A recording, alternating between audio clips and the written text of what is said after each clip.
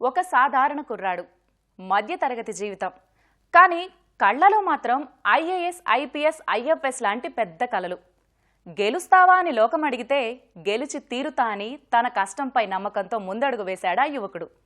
చివరకు 78వ ర్యాంకుతో ఐఎఫ్ఎస్ సాధించి అందరితో శభాష్ అనిపించుకున్నాడు. సాధారణ ప్రయాణాన్ని ప్రారంభించి అసాధారణ గుర్తింపు తెచ్చుకున్న యువ ఆఫీసర్ దహగామా శశాంక్ సక్సెస్ సీక్రెట్ ఏంటో ఆయన్నే అడిగి తెలుసుకుందాం. గ్రాడ్యుయేషన్ పూర్తి చేసి విదేశాలకు వెళ్దాం అనుకున్న యువకుడు తన మిత్రుడి తండ్రి హఠాన్ మరణంతో ఇక్కడే ఉండిపోయాడు. అసలు రైతుల కష్టాలు, కార్మికుల కష్టాలు, అట్లాగే దేశంలో ఉన్నటువంటి కష్టాల గురించి తెలుసుకుని దేశానికే సేవ చేయాలని ఇక్కడే ఉండి ఇటీవలే ఐఎఫ్ఎస్లో 78వ ర్యాంకు సాధించిన శశాంక్ దహగామా మనతో ఉన్నారు. సార్తో మాట్లాడడం. Sir, congratulations sir. Shashank Dahagama ఎక్కడ పుట్టారు, ఎక్కడ పెరిగారు, ఏంటి ఆయన విద్యాభ్యాసం ఏంటి, ఆయన గురించి చెప్పాలంటే ఏం చెప్తారు మీ గురించి? పెద్దపల్లి జిల్లాలో గోదావరికని అండి. 1985 నుంచి అమ్మా నాన్న ప్రజల కోసం, సింగరేణి కాంట్రాక్ట్ కార్మికుల కోసం కానీ, ఎన్టీపీసీ కాంట్రాక్ట్ కార్మికుల కోసం కానీ, అంగన్వాడీ ఆశా వర్కర్ల కోసం పనిచేస్తూ ఉండేది. తర్వాత నాన్నగారు వ్యవసాయం చేస్తున్నారు. అమ్మగారు లా చేసి ఇబ్బందులు ఉన్న ఆడవాళ్ళకి ఏదైనా లీగల్ హెల్ప్ అవసరం ఉంటే చేస్తూ ఉంటారు. మా తాతగారు కూడా ఫ్రీడమ్ ఫైటర్ అండి. ఆయన నిజాం కి అగేన్స్ట్ గా సాయుధ పోరాటం చేశారు 1950 ముందు. వాళ్ళు నాకు చిన్నప్పటి నుంచి ఇన్స్పిరేషన్ ఉండే. బయటికి వెళ్ళి R&D రీసెర్చ్ అండ్ డెవలప్మెంట్ మీద పనిచేద్దాం అనుకున్నాను. US లో ఏదైనా మంచి కాలేజ్లో చదువుకొని అక్కడ మన రైతుల కోసం అక్కడ రీసెర్చ్ చేసి దాన్ని ఇక్కడికి తీసుకొద్దాం అని ఉద్దేశం ఉండే నాకు. నేను కాలేజ్లో ఉన్నప్పుడు మా మిత్రుడి తండ్రి ఆత్మహత్య చేసుకుని ఉండే. 3 ఎకరాలు ఆయనకి ఉన్నప్పటికీ 3 లక్షల చిన్న అప్పు ఉండేసరికి ఆయన ఇబ్బందులు తట్టుకోలేక ఆత్మహత్య చేసుకోవడం జరిగింది. సో ఆ తర్వాత నేను ఇక్కడనే ఉండి మన రైతుల కోసం పనిచేద్దాం అనేది అనుకోవడం జరిగింది. సో మీ విద్యాభ్యాసం అంతా ఎక్కడ సాగింది? 10వ తరగతి వరకు గోదావరిఖండ్లో గౌతమ్ మోడల్ స్కూల్లో జరిగిందండి.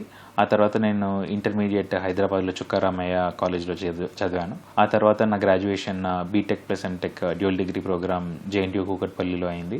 ఆ తర్వాత నేను చెరువు అనే ఒక స్టార్టప్తోని 2019 నుంచి 2024 వరకు పనిచేశాను. రైతుల ఉత్పత్తి పెంచి వాళ్ళ ఆదాయం పెంచడానికి అండ్ వాళ్ళ ఖర్చులు తగ్గించడానికి, పర్యావరణానికి కొంచెం సముచితంగా, పర్యావరణానికి తక్కువ హాని కలిగేటట్టు వ్యవసాయం చేసేటట్టు, అలాగే వాళ్ళ ఇబ్బందులని అడ్రస్ చేసి వాళ్ళ ఆదాయం పెంచేటట్టు పనిచేశాము. ఆ తర్వాత 2024 నుంచి కేవలం సివిల్ సర్వీసెస్కి, ఫారెస్ట్ సర్వీసెస్కి ప్రిపేర్ అవుతూ అలాగే ఉస్మానియా యూనివర్సిటీలో లా కూడా చేస్తున్నాను. అయితే మీరు మీ ఫ్రెండ్ వాళ్ళ తండ్రి హఠాన్ మరణం చెందినప్పుడు ఇక్కడే ఉండాలి అని నిర్ణయించుకున్నారు. సో అసలు రైతుల కష్టాల వైపు, అక్కడి నుంచి మళ్ళీ IFS వైపు ఎట్లా ఈ టర్న్స్ అని ఎట్లా జరిగాయి? కాలేజ్ అయిపోయాక మా ఇంట్లో వాళ్ళు ఇక్కడ ఉంటావా, బయటికి వెళ్ళి పనిచేస్తావా అనేది ఆలోచించుకోమన్నారు. అప్పుడు ఇక్కడ ఉండి పనిచేద్దాం అని డిసైడ్ అయ్యాక చెరువు అనే స్టార్టప్ తోని అసోసియేట్ అయ్యాను.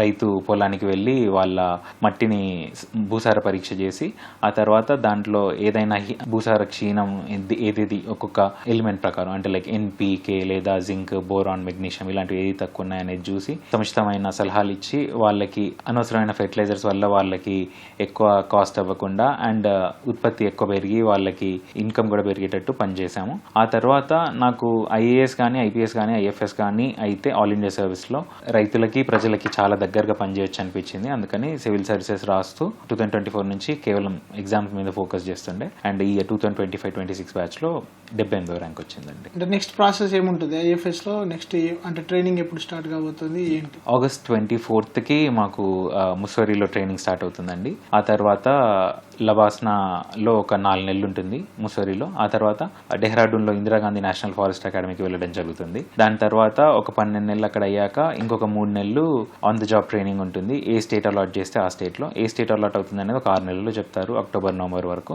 దాన్ని బట్టి మోస్ట్లీ ఆ రాష్ట్రంలో అప్పుడప్పుడు ఢిల్లీలో డెప్యుటేషన్స్ ఉంటాయి. వివిధ డిపార్ట్మెంట్స్లో, ఫారెస్ట్ డిపార్ట్మెంట్తో పాటు agriculture, education, science and technology, environment ఇలాంటి డిపార్ట్మెంట్స్లో డెప్యుటేషన్స్ ఉంటాయి. సెంటర్ అండ్ స్టేట్ గవర్నమెంట్స్లో పనిచేయడం ఉంటుందండి. మీరు 2019లో చెరువు స్టార్ట్అప్తో స్టార్ట్ అయినప్పటి నుంచి ఈరోజు 78వ ర్యాంక్ సాధించే వరకు IFSలో, సో ఇందులో కష్టాలు ఉంటాయి ఖచ్చితంగా. వాటిని ఎట్లా ఓవర్కమ్ చేశారు, ఈ స్థాయికి రాయగలిగారు? చాలా మంది ఒక ఇండివిజువల్ సక్సెస్ కేవలం ఆ వ్యక్తి మాత్రమే అనుకుంటారు, కానీ నాకు చాలా మంది సహాయపడ్డారు. అలాగే ఎవరికైనా కూడా వాళ్ళ కుటుంబ సభ్యులు, మిత్రులు, చదువు చెప్పిన పెద్దలు, ఉపాధ్యాయులు వాళ్ళ సహాయం లేకుంటే మనం చాలా చేయలేము. అవి ఉంటే చాలా చేయగలము. అలా నాకు సాయం చేసిన వాళ్ళు చాలా మంది. పనిచేస్తున్నప్పుడే ప్రిపరేషన్ మొదలు పెట్టాను 2020 నుంచి. ప్రిపరేషన్ కంటిన్యూ అవుతుండే నా పనితో పాటు. ఒక ఎగ్జామ్ సైకిల్ అనేది ఒక సంవత్సరం పూర్తి నడుస్తుంది కాబట్టి ప్రిలిమ్స్ అయ్యి, మెయిన్స్ అయ్యి, ఇంటర్వ్యూ అయ్యి, దాని రిజల్ట్ వచ్చేంత వరకు వెయిట్ చేసి అది అయిందా లేదా అనేది చాలాసార్లు ఆ వెయిట్ చేయడంలో చాలా పేషెన్స్ పోతుంది. అండ్ కానీ ప్రాసెస్ వల్ల పేషెంట్స్ చాలా నేర్చుకున్నాం ఒకటి.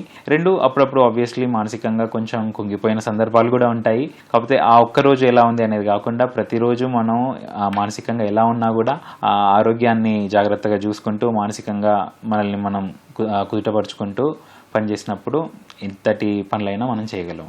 ఇప్పుడు మీ నెక్స్ట్ భవిష్యత్ లక్ష్యం ఏంటి? ఐఎఫ్ఎస్ ఆఫీసర్ అయ్యారు, దేంతోనైతే స్టార్ట్ అయ్యారో దాన్ని రీచ్ కావడానికి మీ ప్లాన్ ఏంటి? స్టేట్ గవర్నమెంట్ మరియు సెంట్రల్ గవర్నమెంట్లతో పాటు కలిసి పనిచేస్తూ రైతుల కోసము అండ్ అది చుట్టుపక్కల ప్రాంతాల్లో ఉంటున్న షెడ్యూల్డ్ ట్రైబ్స్ కానీ లేదా అక్కడ ఉంటున్న ప్రజల కోసం కానీ అక్కడ ఉంటున్న ముఖ్యంగా రైతుల కోసం వాళ్ళ ఉత్పత్తి పెరిగేటట్టు, వాళ్ళ ఆరోగ్య పరిస్థితులు, వాళ్ళ ఆర్థిక పరిస్థితులు పెంపొందించేటట్టు పనిచేద్దాం అనేది నా ముఖ్య ఉద్దేశం అండి. సో దానికి మీకున్న ప్లాన్ ఏంటి?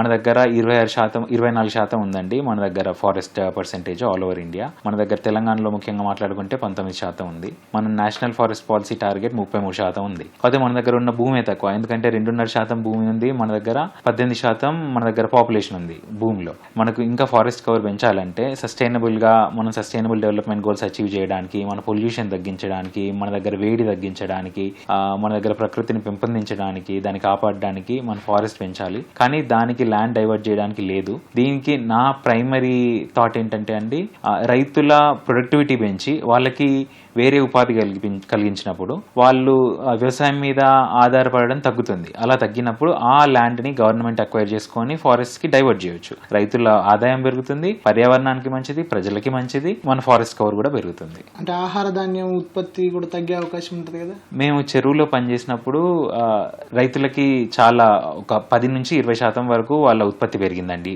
ప్రతి ఎకరానికి. సో ఇలా మనం ఇంకా చాలా చేయొచ్చు. సో లెట్స్ ఒక 20% పెరిగింది అనుకోండి, 100 ఎకరాలలో మనం పండించే పంటని 80 ఎకరాలలోనే పండించొస్తుంది.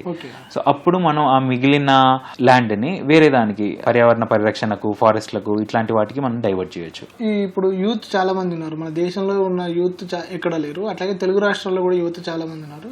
సో వాళ్ళకు టార్గెట్ పెట్టుకుని దానికి వెళ్ళే క్రమంలో హర్డిల్స్ వస్తుంటాయి, కొన్నిసార్లు డిసప్పాయింట్ అవుతుంటారు, గివ్ అప్ ఇచ్చేద్దామని అనుకుంటారు. సో అట్లా అనుకోకుండా గివ్ అప్ ఇవ్వకుండా ఉండాలంటే వాళ్ళకి మీరు చెప్పేటిది ఏంటి? సివిల్ సర్వీసెస్ కానీ లేదా స్టేట్ గవర్నమెంట్ జాబ్స్లో కానీ ప్రిపేర్ అవ్వడానికి కేవలం అదొక జాబ్గా అనుకుంటారు. కానీ అదొక బాధ్యత. ప్రజా ప్రయోజనార్థం మనం పనిచేద్దామా, లేకపోతే మనం అసలు ఎందుకు పనిచేస్తున్నాము, ఎవరి కోసం పనిచేస్తున్నాము అనే క్లారిటీ ఉన్నప్పుడు ఎట్లాంటి ఇబ్బందులు ఎదురైనా కూడా వాళ్ళ మనోస్థైర్యం దెబ్బతినకుండా చాలా స్ట్రాంగ్గా పనిచేయగలుగుతారు. ఆ క్లారిటీ ఉండాలి. మనం ఏం చేస్తున్నా కానీ ఎందుకు చేస్తున్నాము, ఎవరి కోసం చేస్తున్నాం అనే క్లారిటీ ఉన్నప్పుడు ఆ ఇబ్బందులను ఎదుర్కోవడం చాలా సుగమం అవుతుంది. రైట్ అన్న, thank you so much. Thank you very much. So ఇవి ఐఎఫ్ఎస్ ఆఫీసర్ శశాంక్ దహగామ చెప్తున్నటువంటి విషయాలు. మనం చేసే పని పట్ల నిబద్ధతతో పాటు ఒక క్లారిటీ ఉంటే ఆ పనిని విజయవంతంగా పూర్తి చేయొచ్చు అని చెప్తున్నారు.